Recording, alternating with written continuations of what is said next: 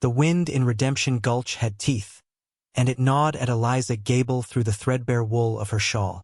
It was a predator, just like the hunger coiling in her belly and the stares that followed her down the dusty main street. Each gust felt like a judgment, peeling away another layer of her dignity until she was nothing but shivering skin and brittle bone. Her husband, Thomas, was a year gone, swallowed by the earth in a silver mine collapse that had promised prosperity and delivered only a shallow grave. The farm had followed, consumed by the bank and the whispers that a woman alone could never hold it. Now, all she possessed was the faded calico dress on her back and a shame so heavy it bent her spine. She stood near the mercantile, her body angled away from the respectable folk, hoping the shadow of the awning might render her invisible. But poverty was a stark light. It bleached a person of all color and left them exposed. Her hand, chapped and raw, trembled as she held it out, not for a coin, but for any small parcel of work, a floor to scrub, mending to be done. The words caught in her throat, a dry rasp of humiliation. Please. The plea was a silent scream in her mind. A carriage rattled past, the banker's wife, Mrs. Albright, averting her gaze with a pinched expression, as if the sight of Eliza's despair was a personal offense. The rejection was a physical blow colder than the wind. Tears pricked at Eliza's eyes, hot and useless. She would not cry. Crying was a luxury for those who had something left to lose. She was hollowed out, an empty vessel waiting to be broken by the next storm. Her gaze fell to the dirt, to the worn tips of her own boots, the last good thing Thomas had ever bought her. And that is when she saw them, a different pair of boots, dusty and well-worn, attached to a man who stood with an unnerving stillness. They were not the polished shoes of a townsman nor the scuffed footwear of a drifter. They were the boots of a man who belonged to the land itself. Slowly, afraid of what she would find, Eliza lifted her head. He was tall, broad-shouldered, the brim of a stained felt hat shadowing a face carved by sun and silence. He watched her not with the pity or contempt she had grown accustomed to, but with an unnerving intensity, a look of profound, soul-deep recognition. The air left her lungs. Years fell away like dust motes in a sunbeam. The hard lines of his face softened into a memory, the ghost of a boy with unruly dark hair and eyes the color of a stormy sky. The boy who'd shown her where the wild columbines grew, who had shared his last biscuit with her after her father's funeral. The boy who had vanished overnight, leaving nothing behind but a whispered scandal she never understood. Silas. His name was a ghost on her tongue. He did not speak. His gaze flickered from her face to her outstretched, empty hand, then to the closed-off expressions of the people pretending not to watch. A muscle feathered in his jaw. The silence stretched, becoming its own language. In it, she felt the full, crushing weight of her circumstance. Here she was, Ellie, the girl he had once chased through meadows, now a beggar in the street. The shame she had been holding at bay finally crested, a scalding wave that threatened to drown her. She pulled her hand back, tucking it into the folds of her shawl as if to hide the evidence of her fall. She wanted to turn, to run, to disappear into the unforgiving plains, but her feet were rooted to the spot, held fast by the gravity of his stare. He took a slow step forward, breaking the spell. The hushed conversations on the boardwalk faltered. All eyes were on them now, a tableau of ruin and return. Eliza braced herself for the inevitable. A coin tossed in pity, a quiet word of condolence before he moved on, leaving her to her fate. It would be the kindest cut and the deepest, but Silas did not reach for his coin purse. Instead, he strode past her, his boots thudding with purpose on the wooden planks of the mercantile's porch. He pushed the door open, the bell above it jangling a sharp, metallic cry into the afternoon quiet. Eliza watched him go, a fresh ache of abandonment settling in her chest. Of course, what had she expected? He was a stranger now, hardened by a world that had not broken him as it had her. She was a relic of a past he had rightfully left behind. She turned to go, the wind a cruel shove at her back. But the mercantile door swung open again.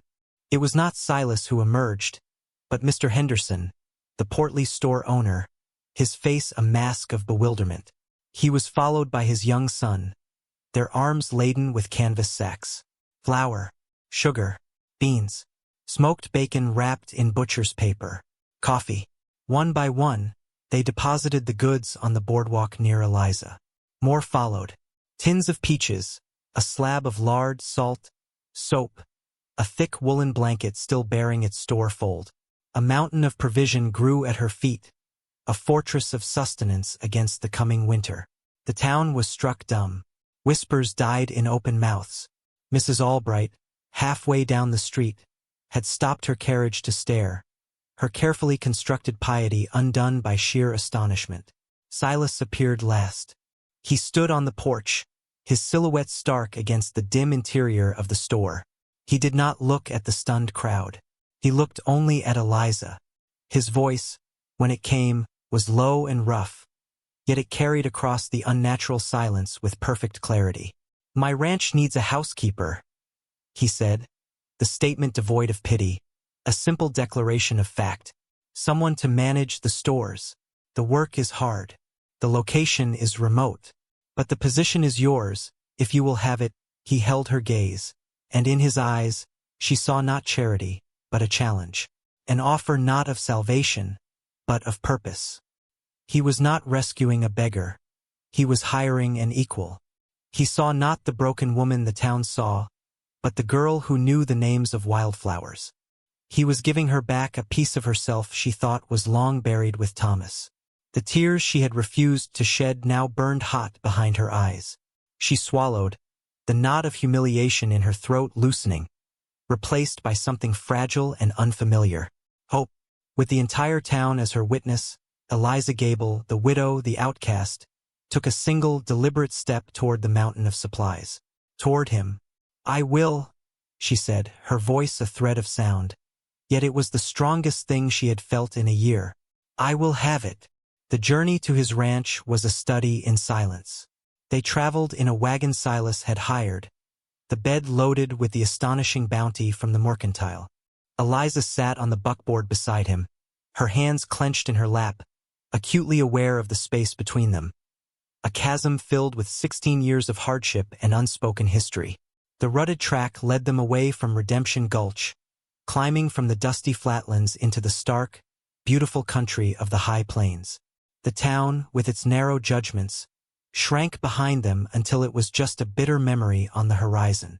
Here the wind felt different. It no longer gnawed.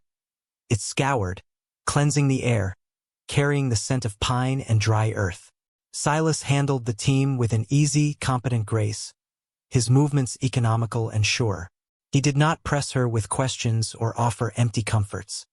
He simply drove, his presence a solid, reassuring weight beside her. His silence was not empty. It was respectful, a quiet acknowledgement that her grief and her past were her own to carry. For this she was profoundly grateful. She watched his hands on the reins, strong, calloused, capable. They were not the hands of the boy she remembered, but the purpose within them was the same. Her gaze drifted across the vast, empty landscape. This was his world now, a world of rock and sky, of unforgiving seasons and profound solitude, a place that would either break a person or forge them into something stronger. Looking at him, at the quiet resolve in the set of his shoulders, she knew which it had been for Silas. "Why did you leave?" The question was a constant, silent hum beneath the rattle of the wagon wheels. "And why did you come back?" The ranch was nestled in a small, sheltered valley, protected from the worst of the winds by a crescent of stony hills. It was not a grand operation. A modest, sturdy-looking cabin of hewn logs stood beside a well-built barn and a web of corrals. Smoke curled from the cabin's stone chimney, a lonely plume against the immense, darkening sky. Everything was Spartan, functional, and meticulously maintained.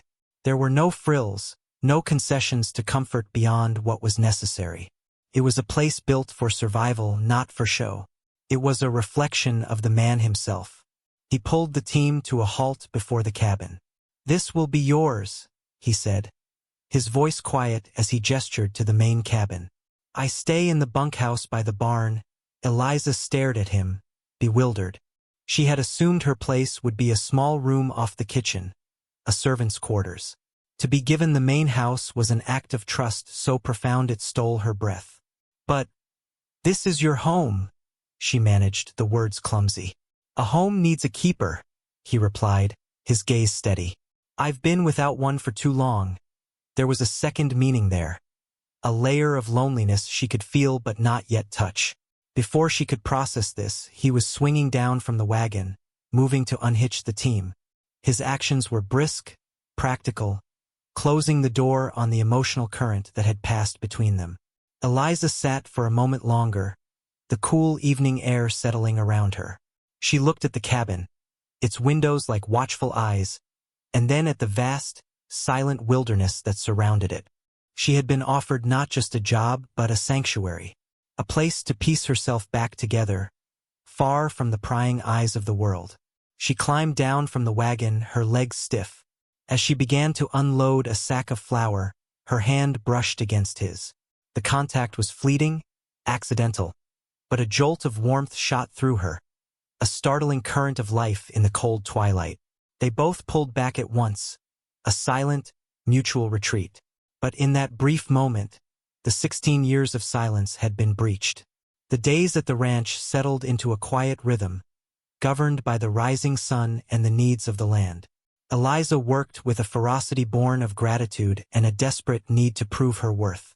She swept and scrubbed the cabin until the pine floors shone, transforming the Spartan space into a genuine home. She baked bread, the scent filling the small valley with a warmth it had long been missing. She mended Silas's worn shirts, her stitches small and even, a tangible mark of her care. In the quiet labor, she found a piece of herself she thought was lost forever. The purpose. Her hands, once held out in supplication, were now constantly busy, rediscovering their strength and skill. She began to feel solid again, anchored to this place by the simple, honest work. Silas remained a man of few words. He would leave at dawn and return at dusk, his face etched with the day's labor. They rarely spoke of anything beyond the practical necessities of the ranch, yet a language grew between them in the spaces left by words. It was in the way he left a pail of fresh milk on her porch step each morning, or how she ensured a hot meal was waiting for him in the warming oven when he returned, long after she had retired to the main cabin. It was a conversation of actions, of mutual respect and unspoken understanding. One afternoon, while beating a rug outside, she saw him by the corral, working with a half-wild colt. He was not breaking the animal. He was communing with it. His movements were patient, his voice a low murmur. There was a gentleness in his strength that belied his hard exterior, a quiet empathy that she was beginning to recognize as his core. She watched, unseen, until the colt finally lowered its head and nudged his hand. A strange warmth bloomed in her chest, a feeling she could not yet name. The peace, however, was fragile. One crisp autumn day, the thud of unfamiliar hoofbeats echoed in the valley. A buggy, far too fine for these parts, came rattling up the track. At the reins was Mr. Gable, the banker from Redemption Gulch, his face a smug mask of authority. Eliza's blood ran cold. He was the man who had taken her farm, who had looked at her with such dismissive pity. Silas emerged from the barn, wiping his hands on a rag, his body instantly alert. He positioned himself between the buggy and the cabin, a silent guardian. "Gable," Silas said, his voice flat. "This is private land." "Indeed?" Gable sneered, not bothering to alight. His eyes fixed on Eliza, who stood frozen by the cabin door. "I see you found yourself a new situation, Mrs. Gable. I was merely concerned. A woman of your fragile state, so far from civilization." The insult was clear, wrapped in false concern. "She is not your concern," Silas stated, his voice dropping to a low, dangerous pitch. "I hold the note on her husband's debt," Gable pressed, his eyes gleaming with avarice. "There are still outstanding matters. Perhaps I could persuade Mrs. Gable to settle them." In a more personal capacity, the vile suggestion hung in the air. Before Eliza could even flinch, Silas took two slow, deliberate steps forward. He did not raise his voice. He did not reach for a weapon. He simply looked at the banker with an expression of such cold, implacable certainty that Gable visibly shrank back in his seat. "You will leave my property," Silas said. "You will not return, and you will not speak her name again. If you do, the consequences will be far more costly than any debt you can imagine." Gable, for all his bluster, was a coward. He saw the unbending steel in Silas and knew he had crossed a line. With a nervous flick of the reins, he wheeled the buggy around and fled, leaving a trail of dust and humiliation in his wake. Eliza stood trembling, the banker's foul words echoing in her ears. Silas turned to her, his face softening from granite to simple concern. "He will not bother you again," he said, and it was a vow. In that moment she understood. Silas had not just given her a job or a home. He had given her his protection. He had stood before the world that had cast her out and declared her worthy of it. The banker's visit, though unsettling, had changed something fundamental between them. It had shattered the careful barrier of their silence, forcing a confrontation not only with the outside world, but with the unspoken truth of their arrangement. That evening, a tension lingered in the air, thick with things unsaid. Eliza served Silas his meal not in the warming oven, but at the small table in her cabin. It was a simple invitation, but it felt monumental. He entered hesitantly, his large frame seeming to fill the small, warm space. He removed his hat, a gesture of respect that felt as intimate as a touch. They ate in their usual quiet, but it was a different kind of silence now. No longer a chasm of years, but a shared space of contemplation. The fire crackled in the hearth, casting flickering shadows on the log walls. Outside, the wind howled, a reminder of the harsh world they had shut out. When the meal was done, Eliza did not clear the plates. She looked at him, her heart beating a steady, determined rhythm. The frightened woman from Redemption Gulch was gone. In her place was someone forged anew in the quiet dignity of this valley. "Why, Silas?" she asked, her voice clear and even. "Why did you do it? In the town?" For me, he stared into the fire for a long moment, gathering the words he had held back for so long. "When I was a boy," he began, his voice raspy with disuse. "This town, it closes in on you. My father saw things differently. He spoke his mind. They called him a troublemaker, then a thief when he couldn't pay a debt to Gable's father. They ran us out, not with guns but with whispers. With shame, he finally turned his gaze from the fire to her. I saw them doing the same to you, Ellie, and I couldn't let it happen. Some things a man can't ride away from, Ellie." No one had called her that since she was a girl. The name was a key, unlocking a part of her she thought was sealed forever. "I never forgot you," he said, the admission a raw, honest truth. "I never forgot the girl who knew where the columbines grew." A single tear traced a path down her cheek, but it was not a tear of sorrow or shame. It was a tear of release, of being truly seen for the first time in years. The quiet of the cabin was no longer just an absence of noise. It was a sanctuary they had built together, one unspoken act of kindness at a time. He reached across the small table, his calloused fingers gently brushing the tear from her skin. The touch was feather-light, yet it grounded her completely. It spoke of shared pasts and a possible future. It was a promise. She did not pull away. Instead, she leaned into his touch, a silent acceptance of the bond that had been reforged in the crucible of hardship. Outside, the wind could howl and the world could judge. Here, in the warm glow of the hearth, two solitary souls had found their way home. They looked at each other, the man who had returned and the woman he had refused to leave behind, and they saw not what the world had tried to make them, but who they truly were. They were survivors. They were partners. And as they looked out the window at the vast, starlit land that was now theirs to share, they knew their story was just beginning. The town of Redemption Gulch could remain dumbfounded. Their opinion had long since ceased to matter.